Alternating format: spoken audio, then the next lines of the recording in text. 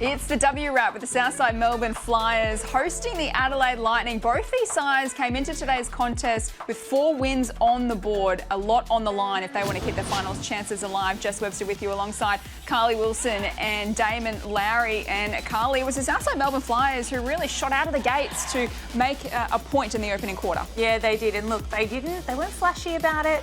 They just did what needed to be done quarter after quarter to get the win. We had some big plays from Manny Potts. She really stepped up for the Southside Melbourne Flyers in this game. Steph Talbot, of course, was fantastic for Adelaide, but in the end, they just didn't have enough scoring power.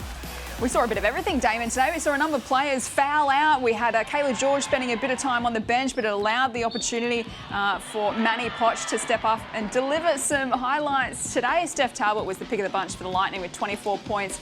In the end, the Flyers really just had to grind it out and they needed the win. They got the win and they can move on to the next contest. Yep, and it was led beautifully by Maddie Rachi. Maddie Rachi was flirting with the triple-double, 17 points, 7 assists, and 10 rebounds. And more importantly, only the 2 turnovers. So I felt she had a great floor game, led from the front, and got the job done.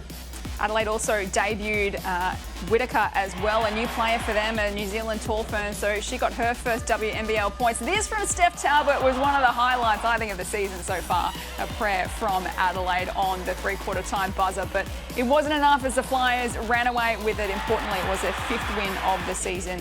It keeps them in touch with the top 5 ahead of Carly, what is going to be a really important stretch against Sydney and Geelong, their next 2 games to come. So a big opportunity for them to get some momentum. Yeah, huge opportunity. And it's really who is going to be that consistent team currently in the 4th, 5th and 6th position, who is going to be able to string enough wins together, closing out this season to steal the 4th spot.